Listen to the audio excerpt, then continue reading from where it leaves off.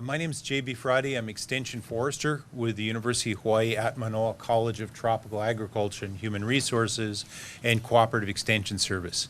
I'm based in Hilo. I work statewide, and I have been concentrating, I've been digging my mind to figure out what was going on with rapid ʻŌhiʻa death since about 2012, when we first saw things dying off, and working on it since the disease was diagnosed in 2014 on it. Many of you have seen at least parts of this presentation. Some of them are new, so even if you've sat through my presentation more than once, there are new parts of these, and some of you I haven't talked with about it, so much of it will be new. So some of it will be review for some of you. How are we doing for time, and what is the schedule now? We have about an hour. Thank you. So it's not done at 12? If you all have continued questions. I'm No. not going to talk for an hour, but No, we have latitude. I'm happy to listen to questions. And could I ask what you have for distributed for written materials? I see you have written materials in front of you. Oh, Okay, I guess I wasn't figuring that. I don't write up my, if I'm making a handout, I make a handout with more information than just prints of slides. Many of my slides are things that remind me to say something rather than written information for you. So the other things that are written information for you would be more valuable, and I'd be happy to give you those.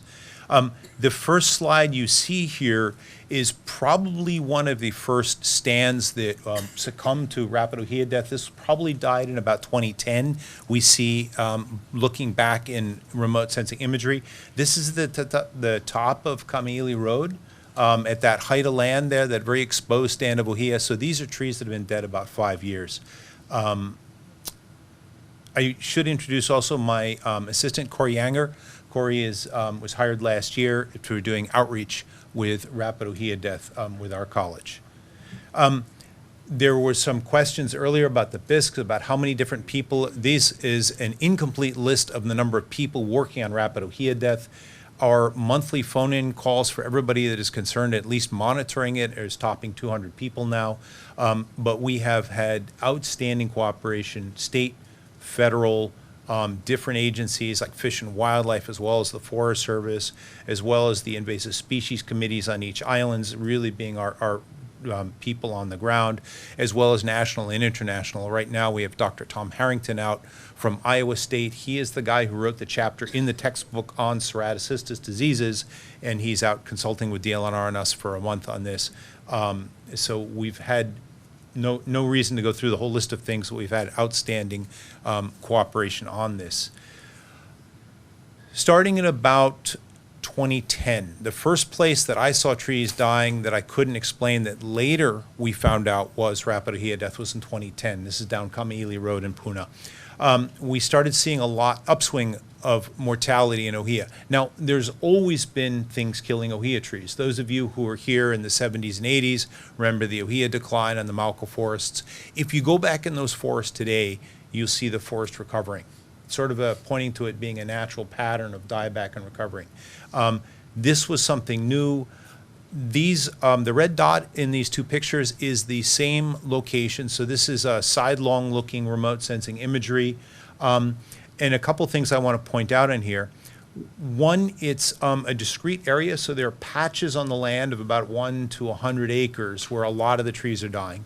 There are a lot of trees dying, but not all. There's some trees that aren't dying. And then these patches are distributed across the landscape. What we see on the ground level is that a tree will go from green to yellow in about 2 weeks to brown in 2 weeks. That's where we came up with a rapid ʻŌhiʻa death name that is very different than the ʻŌhiʻa dieback earlier that was sort of a slow decline. This thing that the trees die very rapidly once they start showing symptoms. One of the other huge advantages we've had in this is that a lot of this is going on people's small properties that they watch, that they see. So the story of how the disease progresses over time, the landowners who live there are able to tell us about this. It's not just something that's going off in the remote forest. It's going on in people's yards, especially in Puna, where we really started, where people are able to tell us what the progression of it is. This is a picture of a forest down in Lower Puna that I was fortunate to be able to visit in 2005. Pretty much a pristine ʻŌhiʻa forest, a little bit of llama, a little bit of ʻohe mauka, a number of natives in the understory. This is what it looked like last year. This forest, we have something like 98% mortality. There are a couple trees that are hanging on there. Then in the understory, it's all come in Maile Pilau and other junk like that. So basically, this disease has wiped out this forest. Where on the forest scale, where our forests are going, it depends on where they are. In lower elevation areas like Lower Puna, you all know what comes into forest when the overstory dies. You get Vaivi, you get Tibucina, you get Melastome, you get all the invasives coming in. So a lot of these forests, basically, we're losing these forests in these lower areas. The upper elevation forests where we are seeing this disease, there are other natives that are going to come in. So these forests will change, but we may not lose them on the table of native forests in here. So here's at 3,500 feet on the Wailuku River. Probably what will close in here is going to be koa and hapu'u, and then the other native understory trees in here. Here's a map. This is an artist's conception. We've had some discussion. It's always touchy about telling people where things are. I'm sure the fire ant people have to deal with this also. If you're asked if a third person has fire ants on their property, say you were going to buy a property and you want to say, hey, does that property have ʻŌhiʻa death? I don't want to say that. You don't want to be in the position of getting in the middle of arguments like that. These are issues that have come up with other issues. In fact, with the Cooperative Extension Service, we are not allowed to tell other people what someone's diagnosis is on their land. That's private, confidential information. So what I've done on this map is I've made these circles about 2 miles across. So these are actual diagnoses of where we found ceratocystis, but it is kind of blurred and spread out over a large area, so you can't say, aha, she had it on her land. That which started down with the yellow circles down in Lower Puna around Leilani Estates, Kamiili Road. By the following year, it had spread through Orchid Land, Hawaiian Estates, Hawaiian Paradise Park. By 2015, we found it down through Ka'u, up through the Kona side. Last year, in November last year, we found the first point in Hamakua and Lapahoehoe. So far, none in Kohala. We've actually tested a number of dying trees, a couple dozen spots where the Kohala Watershed Partnership found dying trees, and none of them tested for ceratocystis. So far, none in Kohala. Only that one in Hamakua, a number of them in rural South Hilo now, around Honolulu. On the Kona side, as far north as Kolokomauka. Nothing at Puawa or further north on that side.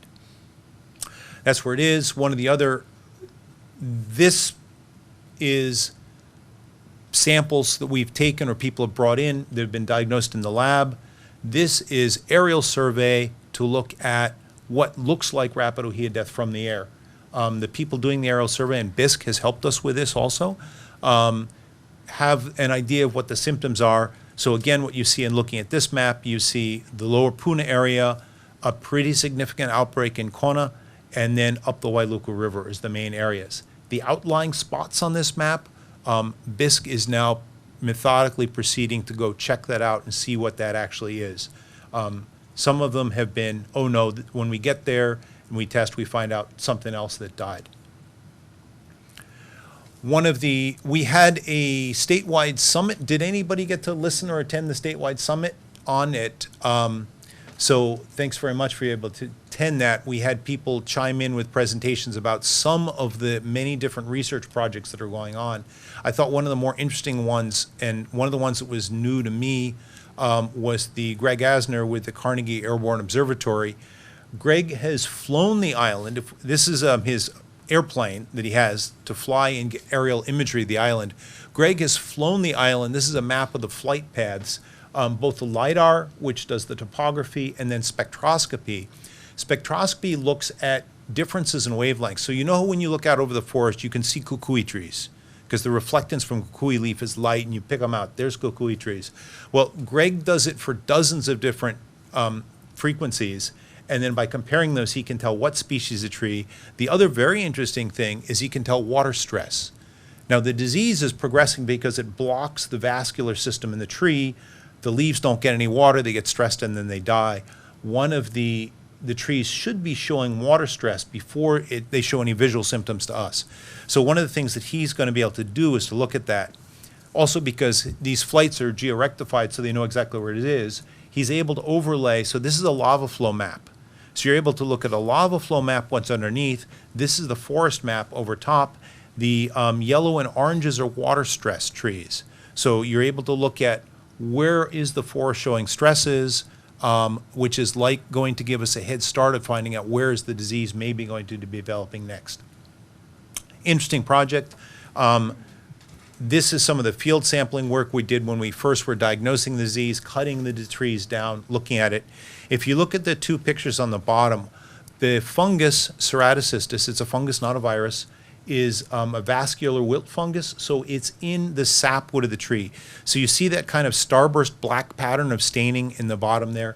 That's where the fungus is. That's a collection of fungal spores where the fungus is growing. What happens is the fungus grows up the tree, and we did a lot of, you see the diagram here, cutting slices out of trees. So you go up to look at the pattern of the fungus in the tree. The tree tries to fight off the fungus by blocking its path in the vascular tissue. At some point, the tree basically blocks all its vascular tissue and has like a heart attack, and it dies because there's no more water getting up the tree. Here's where the story gets a little more complicated. It turns out that Dr. Lisa Keith at USDA ARS and her postdoc Wade Heller extracted the DNA and compared it against worldwide libraries of the DNA for this fungus ceratocystis. The genus ceratocystis contains many pathogenic fungi, plant pathogens around the world, to see where ours came from. And it turns out that ours doesn't match anything else in the world right now. So we don't know where it came from, but it turns out that we have two species of ceratocystis killing ʻŌhiʻa trees now. Two different species, and and these are not related to the ceratocystis that was here before, which was killing sweet potatoes. So a very different family of them. They are going to be named as two species. We're actually discussing with some Hawaiian culture experts Hawaiian names that are appropriate to name these things. Part of the interesting plot in the story is one seems to have come from Latin American Caribbean area, one seems to have come from Asia. The more virulent one, the one that we think is moving a lot more quickly, seems to have come from Latin America area. I would echo the earlier thing, we need better biosecurity. These diseases don't fly here on the wind, they come here on infected plants. I will say that unlike fire ants, which we should have known and should have been inspecting, no one knew that this fungus would affect ʻŌhiʻa. It wasn't something that anybody could have been on the lookout for. Ants, we know there are a lot of ants in the world. We know there are a lot worse ants in the world than what we have here, and we should really do a better job of biosecurity and not get more ants here. But for this, we can't point any fingers, but we can say better biosecurity would really help this for issues. ARS, so Lisa Keith at the USDA ARS and her team, that's Lionel Sugiyama in there, did the whole series of studies in 2014 where you extracted the fungus from the plants that were dying, applied that to plants in the greenhouse, found those plants died, re-extracted the fungus again, showing the complete disease cycle. So that identified it. This disease was identified in January 2015. So we identified the disease in 2014. So there are a lot of questions left because we've known what this is for 2 years now. It's not like a lot of these other issues that we've known for many decades what they are.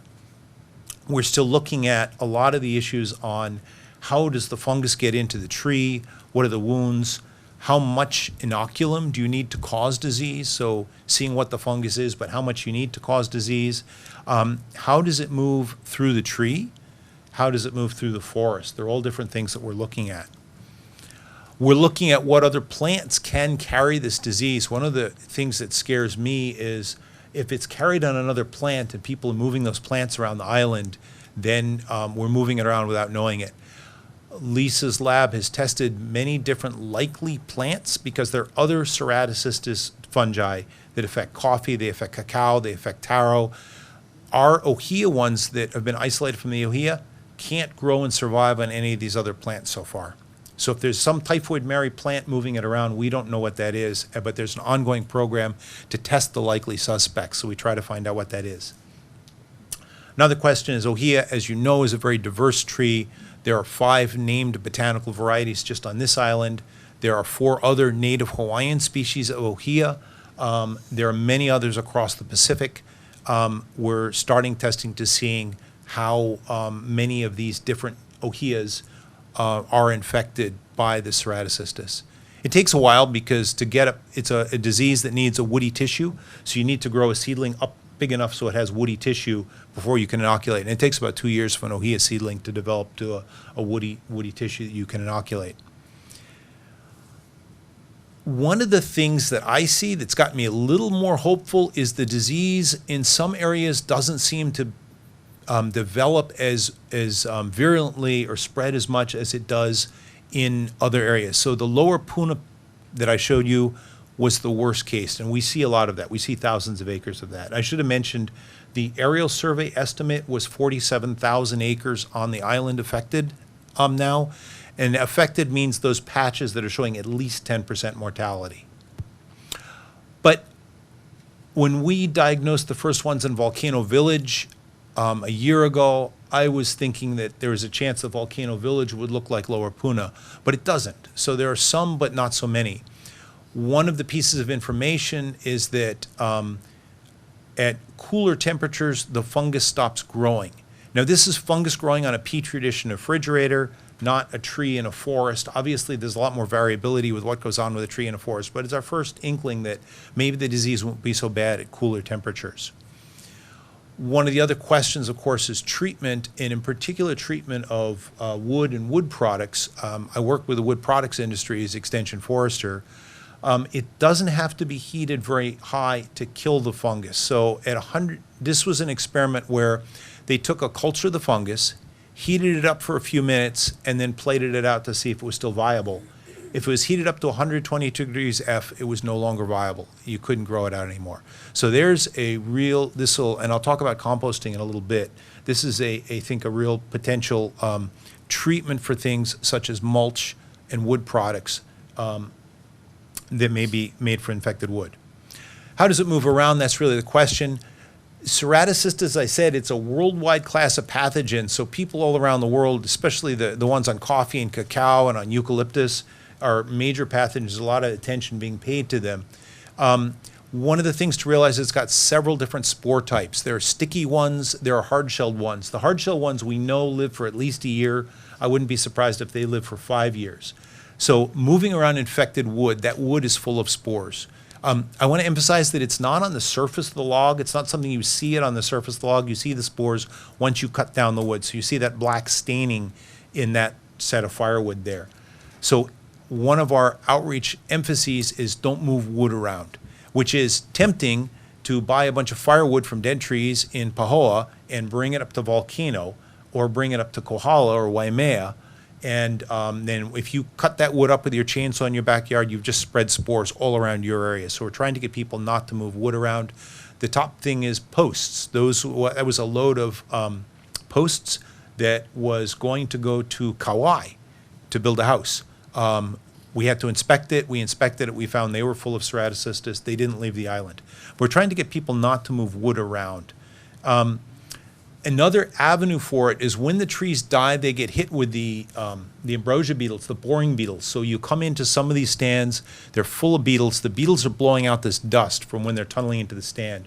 When we've tested that dust, we found the dust is full of spores to that. So there's a picture in there of the rough bark on ʻŌhiʻa just full of the dust of that. The dust lands on the ground, then the mud is contaminated. We found positive spores in mud in these infected stands. You drive off-road in Lower Puna. Next week, you're driving off-road in Laupahoehoe. You could be moving it around that way. That's my truck. If I go off-road anywhere on the island, I pressure wash under my truck afterwards.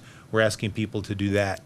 The beetles themselves are very small. There's a picture of one next to President Roosevelt's ear on a dime. That's the size of the beetle. It's about a pencil lead size hole that's made. One of the other, and I should say, that a lot of these models, they're things that we're developing and working on testing on this. The sawdust caused by the beetles can blow in the wind, but how far that's blowing is something we're testing right now. We all know where the winds go because when the volcano goes off, they get VOG and KAU and then VOG up the Kona side. That is also the pattern of where we saw the disease spread. So we have a potential mechanism. We have the pattern of where the disease spread is down through KAU up the Kona side. So in the past month, we've been setting out things that are basically like the pollen catchers they use for the pollen counts to look for the disease on this. When I say we, I mean that group that I showed you of 50 people. I'm not doing the pollen counter. It's our postdoc entomologist with us doing that. Wade Heller, who's the molecular biologist in the project, he worked out a quick molecular test for it. I was impressed because I attended a webinar on oak wilt, which is a ceratocystis disease of oak on the mainland. They've been working on that intensively since the 1970s. They're just getting their molecular test down. Wade did it in a year here. So we have some really good people working on this. So anyways, we're taking samples now, testing it. Okay, what are we actually seeing? The model is how our understanding, but what are we actually seeing on how it moves around? Wounding, I haven't been emphasizing this enough, and I'd like to emphasize it. It is typically a wound pathogen in coffee growing areas where they call it mal de machete, because as you walk down your coffee orchard pruning it with your machete, you move it from one tree to another through the pruning wounds. In eucalyptus plantations, they get the disease when they prune the trees through pruning wounds. In ʻŌhiʻa, where we look, we see wounds. We see wounds largely, these are 3 pictures of things in people's yards that probably the dozer, when they were building the driveway or something else, dinged into the tree. So you see the older wounds on these trees were all infected with ceratocystis. So we're really concerned with that. And when landowners ask, what can we do? Don't wound the trees. Watch out when you're putting in fence lines, driveways, livestock, horses, cattle, anything that's wounding trees, it's going to be an entry port for the infection. And this fits with our model. If our model is it's blowing around on the frass from the beetles, it needs some sort of wound. Just on intact bark, it wouldn't go through. On a wound, yeah. We actually, 2 weeks ago, set up a set of studies where took a little disc of the bark, packed in some of that frass, and bandaged it up. So we're going to let those trees potentially get infected for a month, then cut them down and slice them up and look at what's going on with that. We did this up to Steinbach, where there's a lot of disease already. We're not bringing the disease into Kohala or Hamakua now with that. But anyway, avoiding wounding. We do, in terms of what it does move, these beetles, we've been trapping a lot of the beetles. Our entomologists have been trapping a lot of them. About 10% of the beetles actually have fungus on them. What we're not so sure about is the beetles going into trees that are sick already, or are they also attacking healthy trees? Mostly beetles are attacking trees that are sick already. They are attracted to wounds, though, so there's another mechanism. If you go through the forest, and back when I was a young man, didn't know any better, I used to walk through the forest and take chops out of the bark of trees so I could find my way back out. Please don't do that. That will attract beetles. The beetles smell those injuries. They are going to come, and some of those beetles are infected. So again, getting the word out to people to not do things like that. We've also been doing, these are some of the other, Carter Atkinson with USGS is also doing some of these studies on where it is being blown around. What are our recommendations? And I don't have slides on our outreach program, but I think we totaled up about 80 different community talks. As I say, and a number of some of you have been some. We've done everything from West Hawaii Civic Center, where we have a lot of people in a nice environment, to Black Sands, where you've got 8 people in a plastic table under the tin roof. All of them are good. And this is really the sort of thing, again, neighbor to neighbor. So as long as we can hit the community, hit the people that are engaged in the community to have it go out, we're happy to do that. Don't move ʻŌhiʻa wood. We talked about wood. Plants also. So these are nursery seedlings that wanted to go to Oahu. We have no way of testing nursery seedlings other than cutting into the wood, and that kills the seedling. So basically, we can't inspect them. They can't be moved off island. Cleaning off gear and stuff like that. Now, this was a demonstration that the Big Island Invasive Species did. because they go back and forth in their daily work from some of the most heavily infected forests. They might be down in Lower Puna looking at albizia. The next day they might be working up to Hakalau. Actually, they have separate equipment. When they go to Hakalau, they keep their Hakalau equipment up there. They don't move stuff around, but they do disinfect everything as they go back and forth. So you don't get that infected wood. The disinfectant of choice is rubbing alcohol. It's less corrosive. It's easy to get anywhere you're at. That kills 15 seconds on that. Soap and water doesn't kill the fungal spores. These are fairly tough fungal spores. As I said, I pressure wash my vehicle and vacuum all the mud out if I go off-road, which I do regularly, before I go somewhere else, just so I'm not spreading that mud. What to do with infected trees? This is something I think which is coming back to the county, and I'm sure many of you in areas where you have a lot of the affected trees, what do I do with it? Knowing that the wood from these infected trees is infected. The first thing I always tell people is be careful felling trees. I fell trees. Felling trees is dangerous. I won't fell trees if they go the wrong way, if they can hit a house, because 1 out of 100 trees is going to go the wrong way. And then you're talking arborists with ropes and stuff like that. So again, I try to discourage people from just going out in cowboy style doing it yourself, because I don't want to be telling a guy to fell a tree and then he gets hurt. But to avoid the beetles getting into them and spreading, and in fact, Councilman Chung had that question out in the hallway before. To avoid the beetles getting into it and spreading that sawdust, we recommend taking the trees down. My recommendation is have a professional arborist take the tree down. If you want to do it yourself, then that's your lookout. But I recommend having a professional arborist. BISC actually on their website has a list of certified arborists from the island. So I just go to the BISC website and get the list of certified arborists. So it's not the Baboos brothers with a chainsaw. It's someone who has credentials and knows what he is doing, taking it down, covering it up with a tarp. The tree in Lapohoihoi, because that was a real key, the only tree in the area, that was felled. The whole thing was wrapped up in tarps and covered up. There was no way to move that. It was down a pitch. There was no way to move that log out, but it was covered up. 3 to 6 months till it rots. Once the wood rots, this fungus isn't going to be such a problem anymore, but keeping the beetles from producing more sawdust and moving around. Using the wood locally as firewood is fine. If you burn the wood, that's fine. If your next door neighbor wants to make an emu, that's fine. Please just don't move it over to another side of the island that doesn't have the infectant in it. Two of the questions that we were discussing last fall with the county were, are there ways the county can assist to dispose of infected wood? Because we have many, many people who have lots with many dead trees on it now. So our current recommendation is cut them down, leave them on your property, pile them up, but people who want to get rid of them. The county has responded, the Department of the Environmental Management responded by, one of the things that we don't want people to do is bring them into the mulching, have them mulched out and go right out. As was said earlier this morning, the process of mulching is a single day. Green waste comes in, it's chipped up, someone else puts it in their pickup and takes it out. If someone were to bring in an ʻŌhiʻa tree and throw it through that mulch would have spores of it booing out somewhere else right now. The first thing that the county did was put up signs like, please do not bring ʻŌhiʻa into here.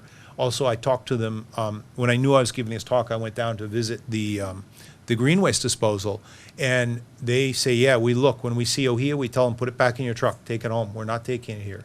So the county has been working at trying to stop it coming into the mulching process. There are signs, don't leave it at the transfer station, don't leave it at the green waste, big signs around that.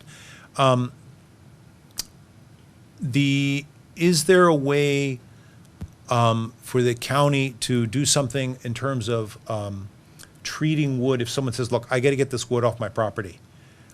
Kiln drying. Lumber is not quarantined.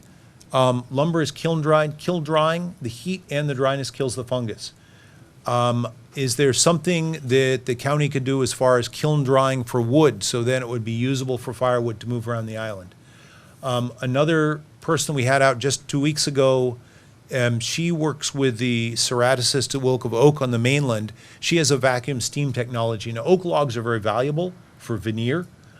So they don't want to just not use an infected oak log. So they have technologies to steam, heat, and kill the fungus on these logs so that they can use the logs.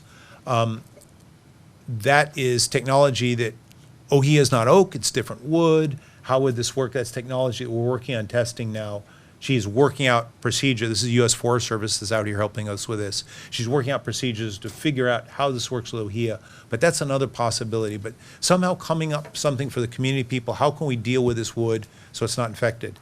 The other thing I wanted to bring up is there was a budget item for a county arborist to advise landowners on what to do for albizia and ʻŌhiʻa, and particularly the hazard trees. It's just too much to deal with all the trees back in the forest, but the trees that are dead and are posing hazards to public things. I don't know where that went, or whether it's still in the works right now. And do you want to speak to it, or do you want? I'm not going to interrupt. Okay, sure. But getting a county arborist, and really, it's not the county's, it's way too big a job for the county to actually fund arborists to run around and cut down people's trees, except that maybe in some instances where they would be hazard trees, but at least advising people what to do for these hazardous things would be really beneficial. Green waste, here's the green waste. So the green waste now is transitioning. I met with them Friday.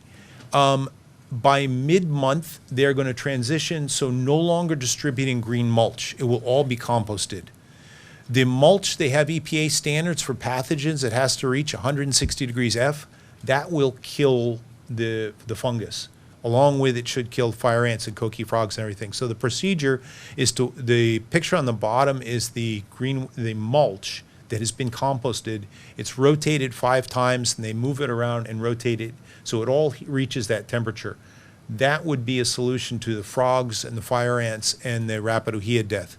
They told me I spoke to both the representative for the earth products and the county, the manager down there, as far as they're going to be transitioning mid-February to everything being composted before being distributed again. So yes, as of today, what was said earlier, as of today, if you go down there today, they ask you, do you want the composted stuff or the fresh chip stuff? So in the picture at the top, you see someone dropping in fresh chip stuff. He's told with a big sign as you drive in, don't drop ʻŌhiʻa off here, but one never knows. But they will be transitioning to all the composted mulch. So from the Hilo transfer station, you'll be getting composted mulch. Not from the Kona station. The Kona station, it won't compost because it's too dry over there. So that remains a bit of an issue. The explanation I got on Friday was the food composting is the thing that is hung up, and that has to do with neighbors and locations. That facility is the one that is controversial that the mayor is talking about. That wouldn't affect too much the green waste. The only effect of the green waste there is food is very rich, and so they would be adding in some of the green waste mulch to cut it as they composted it. So it would take some of the green waste. But the process for composting the green waste is on schedule to move ahead this month. So that was news to me. I thought the whole thing was hung up, and that would really help prevent that pathway of things moving around. Department of Agriculture was proactive on this. When we explained what was going on, they didn't say, well, we got to wait till more studies and wait until all the islands got it. They said, no, we're going to stop it right now. So Metrocitrus ʻŌhiʻa products are quarantined to the Big Island unless they are treated or inspected. Lumber is treated, so kiln drying is a treatment. It will kill the fungus so lumber can move. Posts, firewood, seedlings, even lay material is quarantined. It is not to move unless it's inspected. Posts we can inspect. Department of Ag and the USDA ARS have been inspecting. Inspection means taking wood samples, taking them into the lab, seeing if they find the DNA of the fungus on them. So we continue to work with the DOA. They also have been inspecting trees from other islands. Lisa's lab has done over 800 samples in the past 2 years for inspections of this, including 60, I believe, from the neighbor islands. None of the neighbor island ones have been positive so far. So this quarantine has been, as much as you can say, and proving a negative, but the quarantine's been effective. It hasn't moved to other islands, and people, I think, have been very aware of it. We just revamped our website a couple months ago, but the URL remains rapidʻŌhiʻadeath.org. We put up all our materials and what's going on that website, including the strategic response plan. And we have a Facebook page because people like to write into Facebook, and we try to keep answering that as to what's going on with the Facebook page, as well as people writing to all of us.